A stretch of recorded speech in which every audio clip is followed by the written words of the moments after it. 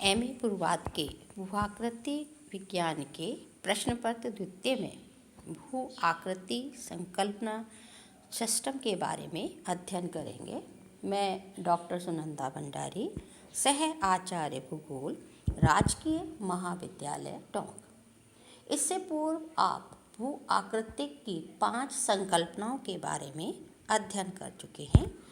छठी संकल्पना जो है वो है कि स्थल रूपों के विकास में सरलीकरण की अपेक्षाएं जटिलताएं अधिक होती है। ये हम सब बहुत अच्छी तरह से जानते हैं कि किसी भी स्थल रूप के निम्नीकरण की दर हो चाहे वृद्धिकरण की दर हो, उसमें अलग अलग कारकों के द्वारा एक समय अवधि अलग अलग लगती है और उसके अलावा उसमें कई जटिलताएं हमको इसलिए देखने को मिलती है कि उसमें समय के साथ विविधता मिलती है, चाहे वो किसी भी प्राकृतिक घटनाक्रम में हमें ये दिखाई देती है।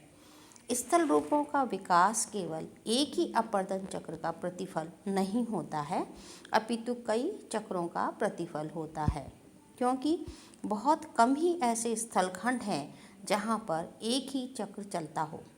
परंतु यह भी तो हो सकता है कि कुछ अवधि के बाद वर्तमान चक्र पूर्ण हो जाए और निकट भविष्य में उसी स्थलखंड पर दूसरा चक्र शुरू हो जाए, जिससे उत्पन्न स्थल रूपों में विषमताओं और जटिलताओं का होना आवश्यक है। जैसे कि यदि कोई स्थलखंड अपनी द्वितीय अवस्था में पहुंच गया है, लेकिन अचानक से भूगर्भिक हलचल से वह स्थलखंड पुनः ऊपर उठ जाए, तो उसी स्थलखंड में फिर से युवा अवस्था शुरू हो जाएगी। तो ये एक जटिलता का क्रम यहाँ पे शुरू हो जाएगा। वर्तमान समय में अधिकांश स्थल आकृतियों का सृजन वर्तमान अपर्दन चक्र द्वारा हुआ है, परंतु प्राचीन चक्रों से उत्पन्न स्थल रूपों के अवशेष भी इन स्थल आकृतियों में वर्तमान होते हैं। ये अवशेष अगले चक्र द्वारा परिवर्धित तथा परिमार्जित होकर अपने वास्तविक रूप में न होकर केवल चक्र के अवशिष्ट लक्षण के रूप में ही होते हैं। स्थल रूपों में जटिलता मुख्यतः 2 कारणों से देखने को मिलती है। पहली है एक ही स्थलखंड पर चक्र के दौरान कई प्रक्रमों के क्रियाशील होने से आती है।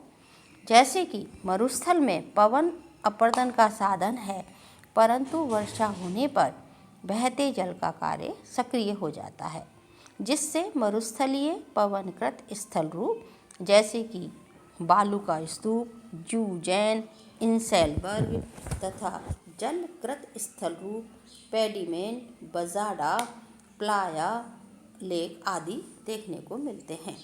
द्वितीय रूप में स्थलखंडों में जटिलताओं का निर्माण कई उत्तरोत्तर चक्रों के कारण होता है। इस आधार पर स्थल रूपों को सामान्य, मिश्रित आदि कई भागों में विभाजित किया जा सकता है।